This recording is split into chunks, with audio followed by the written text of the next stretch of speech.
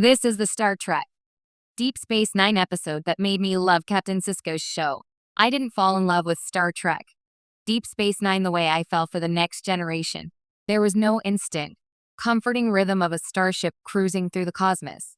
No serene captain delivering philosophical monologues under soft lighting.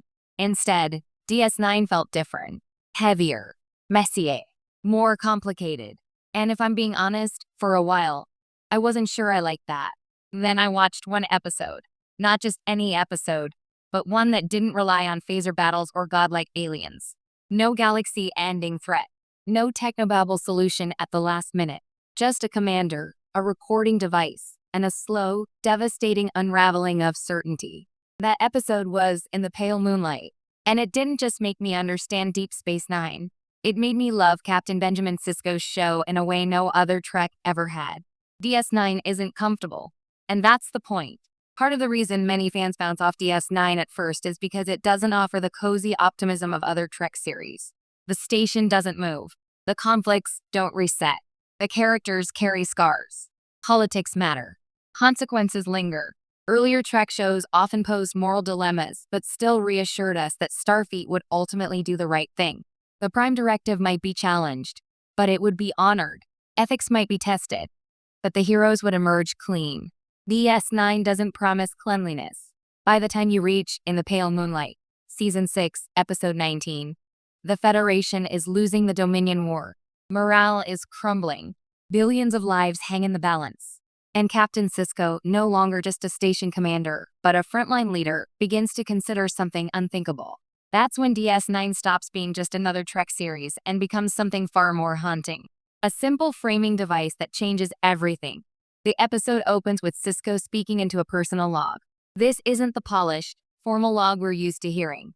It's raw, confessional, uneasy. From the very first moments, you can tell something is wrong. He tells us he's about to delete the log, that what he's about to confess can never be official. And suddenly, the episode feels less like science fiction and more like a private journal we were never meant to hear.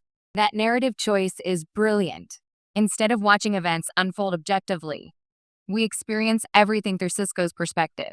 We're trapped inside his reasoning, his fear, his guilt. The episode doesn't just show us what happens. It forces us to live inside the moral compromise. And Avery Brooks's performance? It's not just acting. It's excavation. The plot that slowly tightens the noose.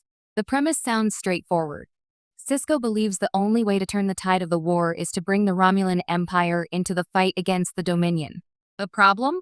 The Romulans refuse to commit without proof that the Dominion plans to betray them. So Sisko turns to Garak. And any DS9 fan knows what that means. Garak isn't just a tailor. He's a former Cardassian spy with layers of secrets and flexible ethics. Where Sisko still struggles with the idea of bending the rules, Garak lives in the gray. Actually, he thrives there. Sisko asks Garak to help him obtain evidence, real or fabricated, that would convince the Romulans. At first, Sisko tells himself they'll just create a forgery, a harmless deception to save billions. But DS9 never allows harmless to remain harmless for long. What follows is a chain of escalating compromises. Bribery, black market dealings, manipulation, lies stacked upon lies. Each step feels justifiable in isolation. Each choice seems like the lesser evil. And that's the trap, not just for Sisko, but for us as viewers. Because at every stage, we understand him. Why Captain Sisko feels more real than any other Trek captain here.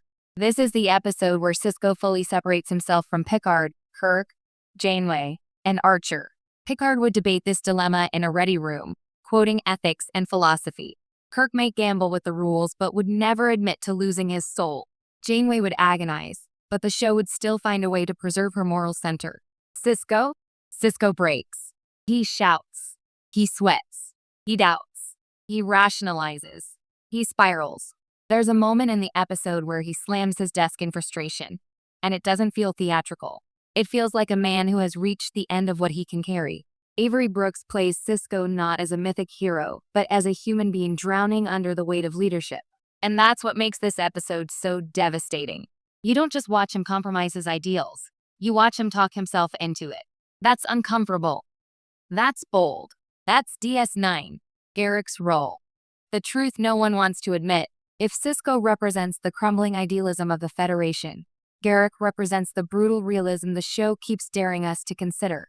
Throughout the episode, Garrick warns Sisko that his plan will require sacrifice. Real sacrifice.